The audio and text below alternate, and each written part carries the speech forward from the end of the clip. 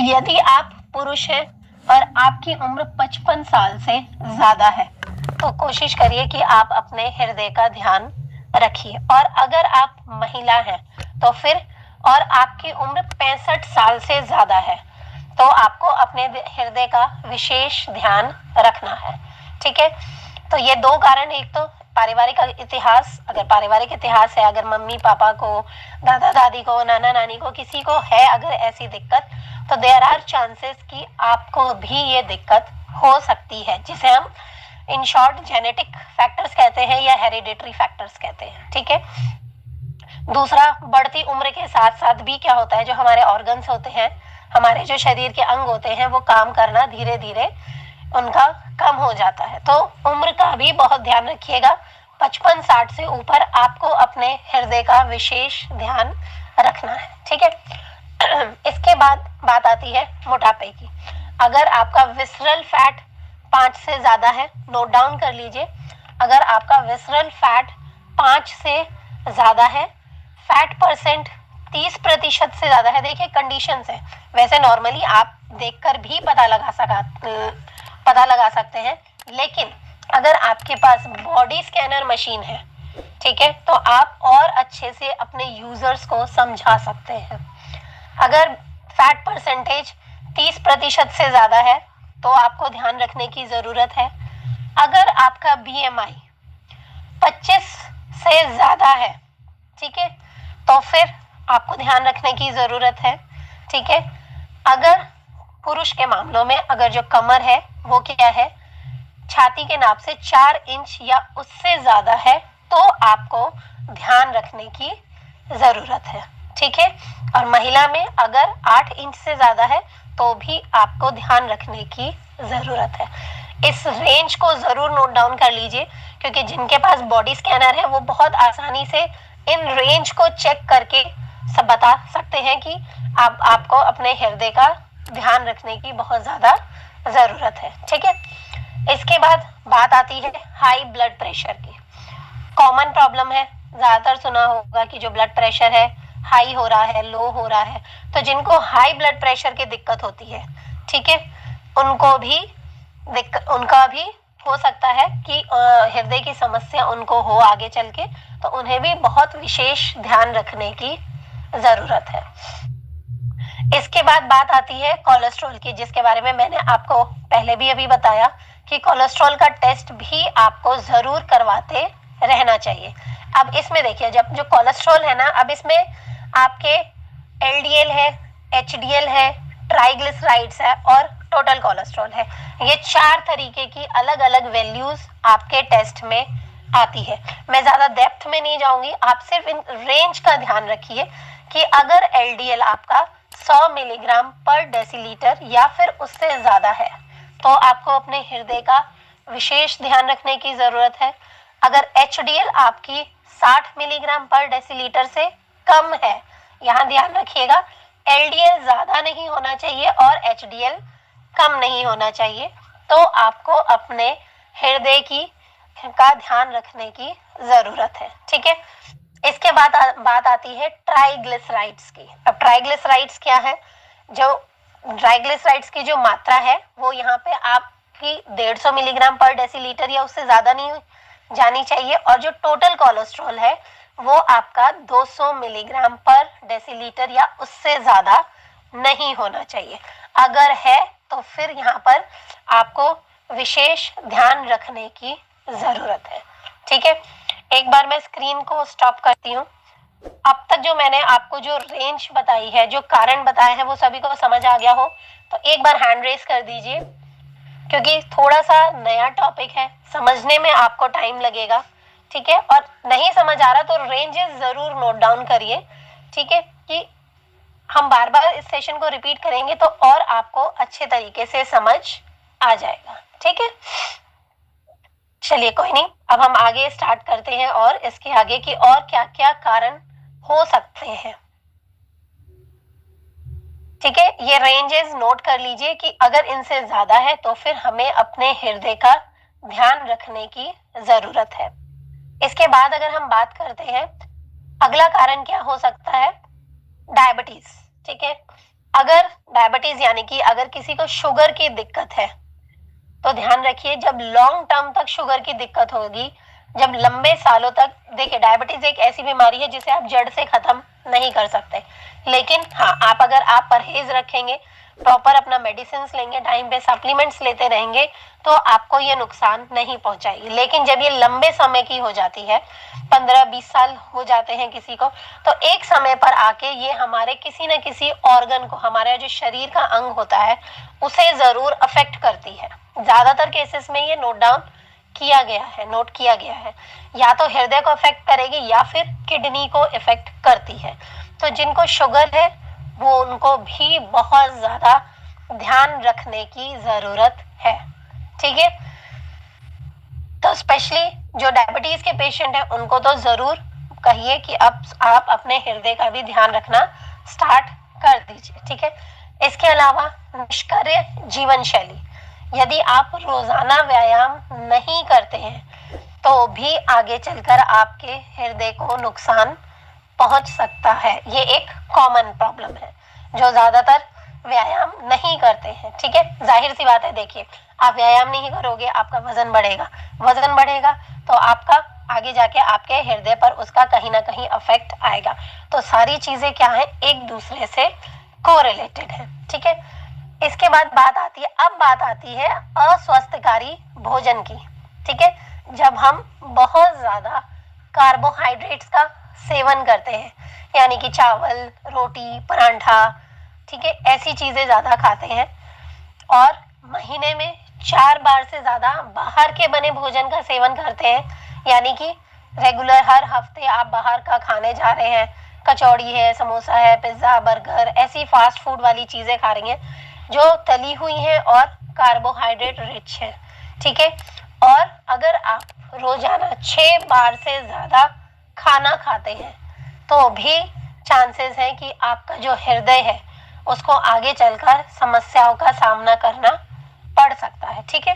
खाइए 6 बार, लेकिन आपको अच्छा खाना खाना है, लाइक आप फ्रूट्स खाइए, फल खाइए, सलाद खाइए, दाल सब्जी खा सकते हैं, ठीक है, ये चीजें खाइए, लेकिन आपको कार्बोहाइड्रेट से भरा हुआ खाना नहीं खाना है, यानी कि ज्यादा फोकस आपको चावल, रोटी, परांठे पर नहीं करना है, ठीक है।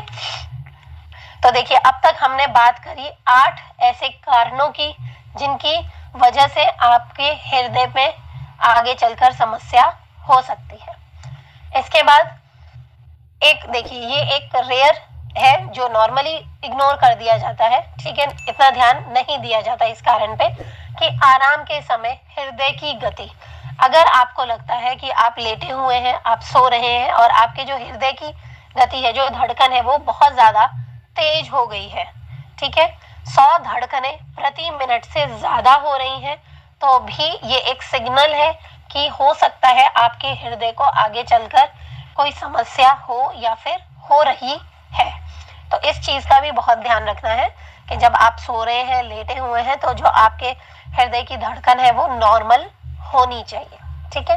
इसके अलावा गलत आदतें, यानी कि अगर आप शराब का सेवन करते हैं, सिगरेट, बीड़ी पीते हैं, तो जाहिर सी बात है आपके हृदय को, आपके लंग्स को, आपकी किडनीज को आगे चल के सफर करना पड़ेगा, ठीक है।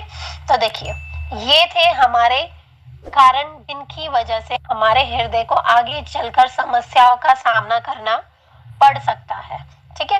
देखिए अब हमने कारण तो जान लिए कि क्या क्या कारण हो सकते हैं, लेकिन अब इनका सॉल्यूशन क्या है, ठीक है। आप खुद अपने पर सोचिए, या फिर आपका अगर कोई यूजर है, ठीक है, उन्हें कोई अगर हृदय की समस्या है तो आप उन्हें क्या सॉल्यूशन देंगे। चलिए आपसे पूछती हूँ, हैंड रेज करके बताइए, हैंड रेज करिए, बताइए कि अगर आपको कोई यूजर मिलता है जिसका कोलेस्ट्रॉल बढ़ा हुआ है या कोई भी ऐसी कोई दिक्कत है उसको, तो आप उन्हें पर्टिकुलरली क्या सजेस्ट करेंगे अपनी तरफ से। दीपक कुमार जी ने सबसे पहले हैंड रेज किया है, दीपक कुमार जी अनम्यूट करिए,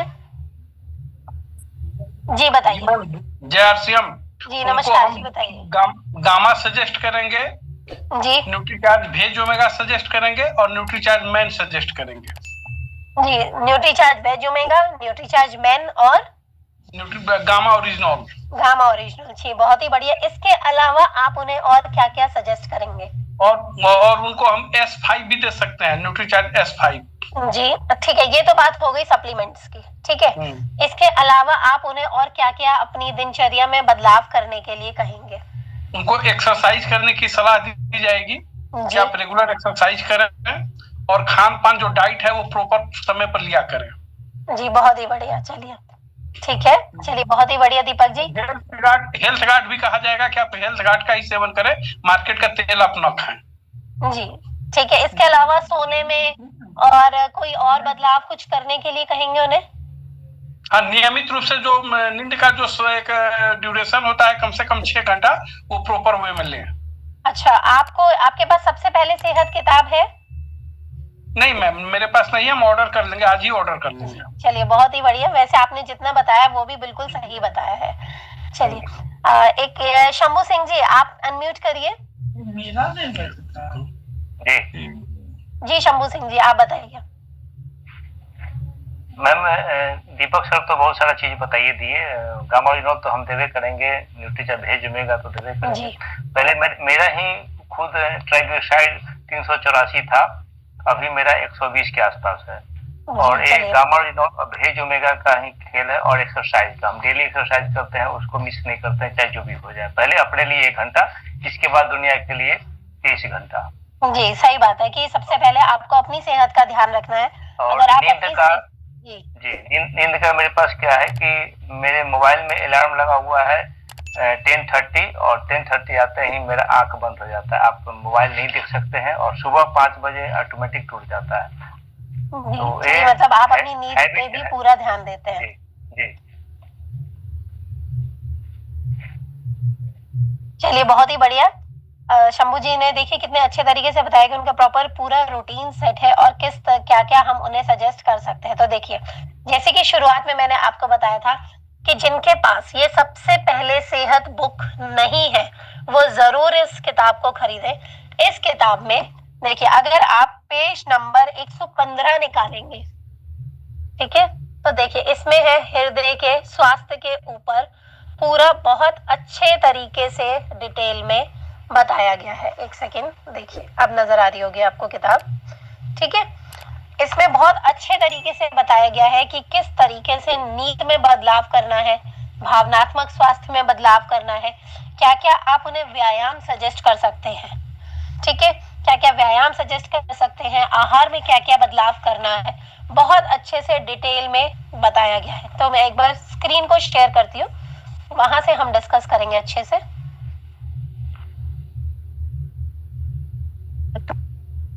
ठीक है, देखिए अब इन सब का सॉल्यूशन क्या है कि हमें क्या करना है, हमें आपको सीड मॉड्यूल पर काम करना है, ठीक है। सीड का फुल फॉर्म क्या है, जिनको नहीं पता नोट डाउन करिए। S for sleep, E for emotional wellbeing, ठीक है, second E for exercise, D for diet and S for supplements, ठीक है। तो ये है फुल फॉर्म पूरी सीड्स की। अब सबसे पहले आप उन्हें सजेस्ट करेंगे कि उन्हें किस तरीके की नींद लेनी है।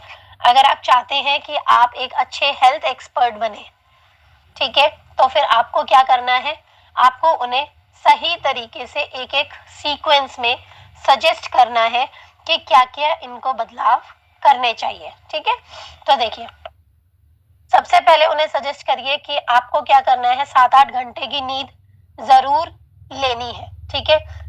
अपना सोने का टाइम फिक्स करिए कि रात को 10 बजे, जैसे अभी शंभू जी ने बताया 10 साढ़े 10 मैक्सिमम वो सो जाते हैं और मॉर्निंग 5 o'clock उठ जाते हैं। तो सोने का टाइम जरूर फिक्स करना है। कोशिश करिए शयन कक्ष में हर तरफ से रोशनी बंद करें, कमरे में पूर्ण रूप से अंधेरा करें, जिससे कि आपकी नींद में बाधा ना आए, ठीक है। इसके अलावा आपको व्यायाम कौन कौन से करने हैं कि 30 मिनट ऐसे व्यायाम करें जो हृदय की गति को बढ़ाएं, ठीक है। तेज चलना, साइकिलिंग करना, तैराकी है, बैडमिंटन है, जो चॉइस है वो करिए। कोई कंपल्शन नहीं है कि आपको यही करना है, आपके अपनी मर्जी के अनुसार, अपनी सुविधा अनुसार आप कुछ भी कर सकते हैं, ठीक है। अब यहाँ पर एक जरूर नोट दिया हुआ है कि एक साथ लंबी दूरी तक ना दौड़े, इससे क्या होगा, घुटनों पर जोर पड़ता है और उनके कमजोर होने का खतरा बढ़ जाता है। ठीक है। तो देखिए, अगर आपको ऐसे टिप्स चाहिए तो आपको ये जो किताब है सबसे पहले सेहत, ये जरूर लेनी चाहिए, चाहे ऑनलाइन बुक कर लीजिए, चाहे जो हमारा नंबर है वहां से ले लीजिए, या फिर आप रूपांतरण यात्रा से भी खरीद सकते हैं, ठीक है। इसके अलावा कौन कौन से व्यायाम कर सकते हैं? 10 मिनट के लिए ऐसे व्यायाम करें जो आपके अपने ही शरीर के वजन के साथ करने हैं, जैसे योग है, कोई भी योगा कर सकते हैं, उठक बैठक कर सकते हैं, कुछ भी कर सकते हैं, ठीक है। इसके अलावा 10 मिनट क्या करना है, फेफड़ों को ऑक्सीजन की बेहतर आपूर्ति के लिए आपको प्राणायाम भी जरूर करना चाहिए। तो ये ऐसे ऐसे व्यायाम है जो कि आप उन यूजर्स को बता सकते हैं जो आपको कह रहे हैं कि उनका कोलेस्ट्रॉल बढ़ा हुआ है, उनके हृदय में कोई समस्या है, ठीक है। इसके अलावा सहन शक्ति सीमा हृदय गति, ठीक है।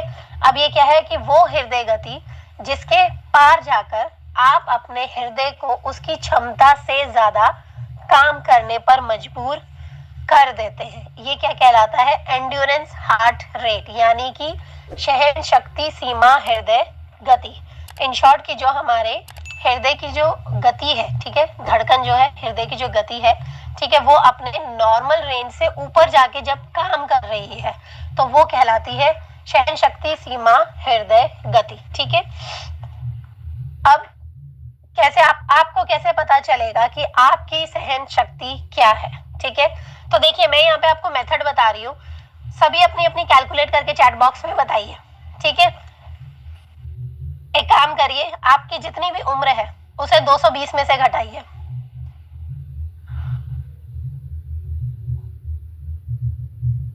घटा ली आपने, ठीक है, 220 में से माइनस कर ली।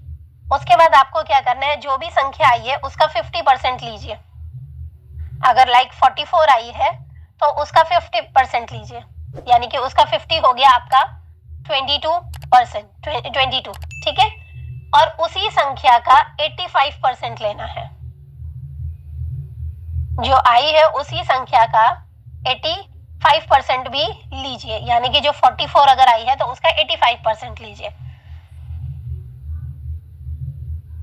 ठीक है। अब इन दोनों संख्याओं के बीच की जो रेंज है वो आपके हृदय की सहन शक्ति की रेंज है, ठीक है।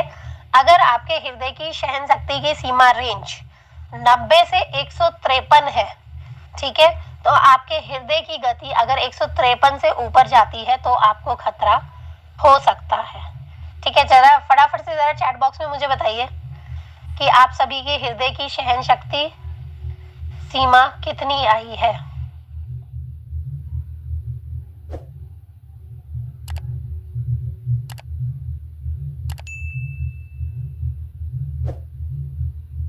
सिर्फ रवि जी ने आंसर दिया है 92.5 से 157.5। फटाफट से करिए। चंद्रभूषण जी 91 to 155 जी। हाईएस्ट रेंज भी करिए, पहले 50% निकालिए जो आया है और फिर उसका 85% निकालिए।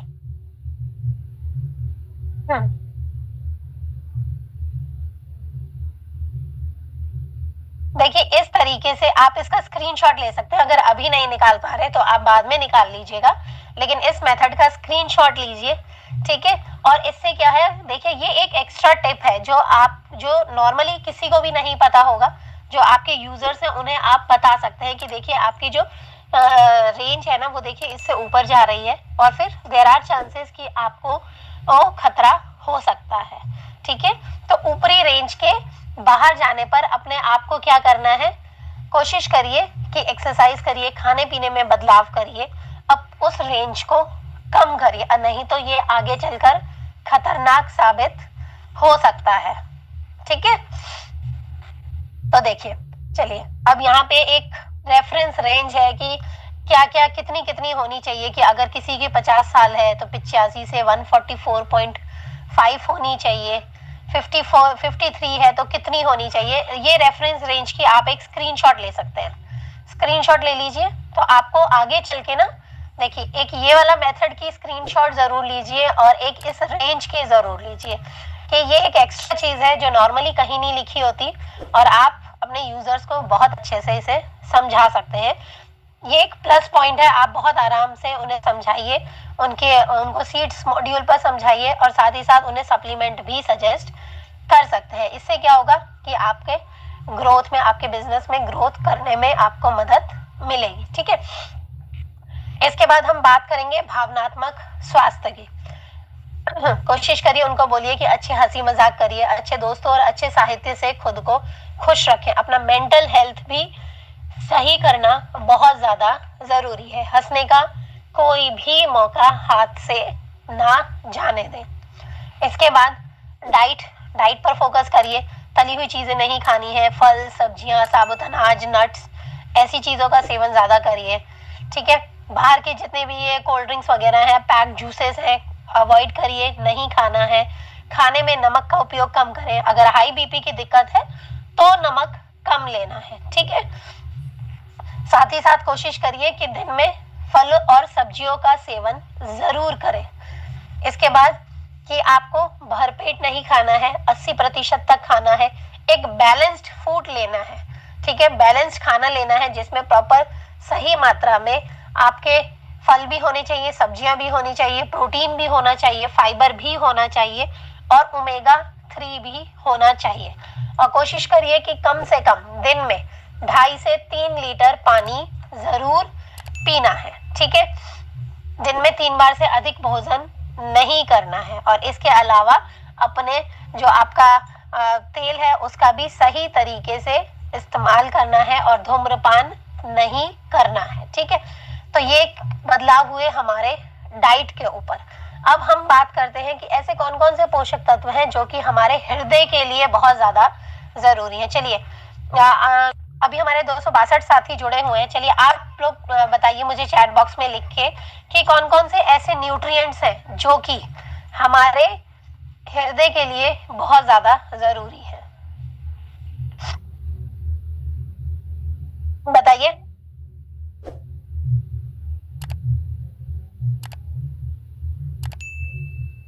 जी, वेज ओमेगा, इसके अलावा बताइए, फटाफट से आंसर करिए। इतना रेगुलर प्रोडक्ट्स की इंफॉर्मेशन देते रहे हैं तो आपको थोड़ा आइडिया होगा कि देखिए, आप प्रोडक्ट का नाम नहीं लिखना, कौन कौन से ऐसे पोषक तत्व हैं जो कि हमारे स्वास्थ्य हृदय के लिए जरूरी है।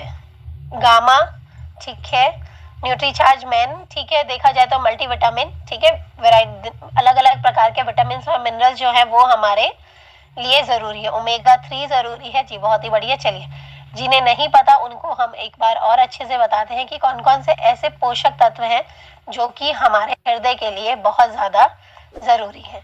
ठीक है, तो देखिए, सबसे पहले आता है ओमेगा 3। अब ओमेगा 3 का क्या क्या काम है?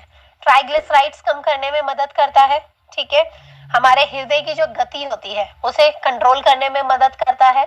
साथ के साथ ही ब्लड प्रेशर को कम करने में मदद करता है। इसके अलावा जो हमारी आंतरिक सूजन है, ठीक है, इन्फ्लामेशन जिसे कहते हैं, उसको भी कम करने में मदद करता है। ओमेगा 3 किसी भी दवाई के साथ अड़चन पैदा नहीं करता। इस चीज का ध्यान रखिएगा कि अगर आप ओमेगा के सप्लीमेंट्स दे रहे हैं तो वो कोई भी जो आपका यूजर है वो किसी भी तरीके के वो ले रहा हो, मेडिसिन ले रहा हो, कोई दिक्कत नहीं करेगा। ठीक है, इसके अलावा ओमेगा क्या काम क्या होता है कि सेल मेम्ब्रेन को लचीला रखने में मदद करता है, जिससे कि जो ब्लड है, ठीक है, जो रक्त संचार है वो सही तरीके से होता जाए। ठीक है, तो ओमेगा 3 बहुत ज्यादा जरूरी है हमारे हृदय के लिए। इसके अलावा अलग अलग तरीके के विटामिन और मिनरल्स हैं जो हमें हमारे हृदय को स्वस्थ रखने में मदद करते हैं, जैसे विटामिन सी है, विटामिन बी, मैग्नीशियम और पोटाशियम। विटामिन सी का क्या काम होता है? एंटीऑक्सीडेंट की तरह कार्य करता है और सेल्स को हानि पहुंचाने से बचाता है। विटामिन बी जो है वो क्या करता है? रक्त कोशिकाओं और नर्व्स को स्वस्थ रखने में मदद करते हैं। इसके अलावा मैग्नीशियम है हमारे क्या करता है? हमारे हृदय के विस्तार में मदद करता है, यानी कि होता है ना, ऐसे ऐसे करता है हमारा हृदय, लुप डुप, ठीक है, तो उसको करने में बहुत ज्यादा मदद करता है। इसके अलावा पोटाशियम, ये क्या करता है? ब्लड प्रेशर को नॉर्मल बनाए रखने में मदद करता है। ठीक है, इसके अलावा सबसे ज्यादा जरूरी है DHA। DHA क्या करता है?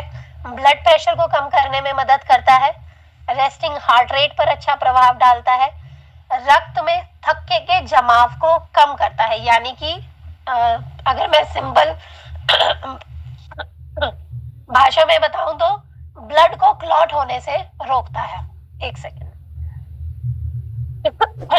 जैसे कि सर्दियां हैं, विंटर्स हैं, आपने नॉर्मली सुना होगा कि इस समय ब्लड थिक होने लग जाता है। ठीक है, तो इस टाइम पे जो DHA है वो जरूर लेना चाहिए, क्योंकि DHA क्या करता है? रक्त में थक्के बनने से रोकता है, साथ ही साथ नसों में प्लाक की मात्रा को भी कम करने में मदद करता है। तो देखिए, जो ओवरऑल DHA है वो ओवरऑल हमारे जो हृदय है उसके लिए बहुत ज्यादा लाभकारी है। इसके अलावा जो एक इम्पॉर्टेंट पोषक तत्व है वो है आइसोलेटेड सोया प्रोटीन। ठीक है, आइसोलेटेड सोया प्रोटीन। ठीक है, सभी को पता है कि जो हमारा जितनी भी हमारी प्रोटीन की रेंज है उन सभी में आइसोलेटेड सोया प्रोटीन का इस्तेमाल किया गया है। ठीक है, अब आइसोलेटेड सोया प्रोटीन जो है वो क्या क्या काम करता है? कोलेस्ट्रॉल नहीं होता। ठीक है, सैचुरेटेड फैट को कम करता है, LDL को कम करने में मदद करता है। ठीक है, साथ ही साथ क्या करता है? जाहिर सी बात है, प्रोटीन आप ले रहे हैं, आपके ओवरऑल शरीर, आपके बालों के लिए, आपकी त्वचा के लिए, आपके नाखूनों के लिए बहुत ज्यादा लाभकारी है, और आपका पेट ज्यादा समय तक भरा रहेगा, जिससे क्या होगा? आप बाहर का उल्टा सीधा नहीं खाएंगे। ठीक है, बार बार एक्स्ट्रा मंचिंग नहीं करेंगे, इसलिए हमें प्रोटीन लेना बहुत ज्यादा जरूरी है। साथ ही साथ एंटीऑक्सीडेंट्स और सूजन रोधी तत्व होते हैं। ठीक है, तो देखिए, जो आइसोलेटेड सोया प्रोटीन है वो भी हमारे लिए सही मात्रा में लेना बहुत ज्यादा जरूरी है। इसके बाद हम बात करें गामा ओरिजिनॉल की, तो गामा ओरिजिनॉल क्या करता है? LDL को कम करने में मदद करता है, साथ ही साथ ब्लड प्रेशर को कम करने में मदद करता है, और जो हानिकारक फ्री रेडिकल्स होती है ना उनको कम करने में मदद करता है। ठीक है, तो ये है गामा ओरिजिनॉल का काम। अब बात आती है आदर्श मात्रा की कि एक दिन में आपको कितना ओमेगा लेना चाहिए, कितना DHA लेना चाहिए, कितना आइसोलेटेड सोया प्रोटीन आपको लेना चाहिए। अगर हम ओमेगा की बात करें तो अगर हम चाहते हैं कि हम अपने हृदय को स्वस्थ रखें तो हमें क्या करना है? 1.8 ग्राम प्रतिदिन, और ओमेगा 1.1 ग्राम प्रतिदिन के हिसाब से हमें लेना है, वजन के हिसाब से हमें लेना होता है। ठीक है, और ट्राइग्लिसराइड्स अगर हमारा बढ़ा हुआ है तो हमें 2 ग्राम से 4 ग्राम प्रतिदिन हमें लेना जरूरी है। DHA की बात करें तो हमें 1 ग्राम प्रतिदिन के हिसाब से लेना है, कि अगर 60 किलो किसी का वजन है तो आपको दिन में 60 ग्राम DHA जरूर लेना चाहिए। ठीक है, आइसोलेटेड सोया प्रोटीन दिन में 25 से 50 ग्राम आपको जरूर लेना है। इसके अलावा गामा ओरिजिनॉल जो है वो 100 मिलीग्राम से 300 मिलीग्राम जरूर उसका सेवन करना है आपको। ठीक है।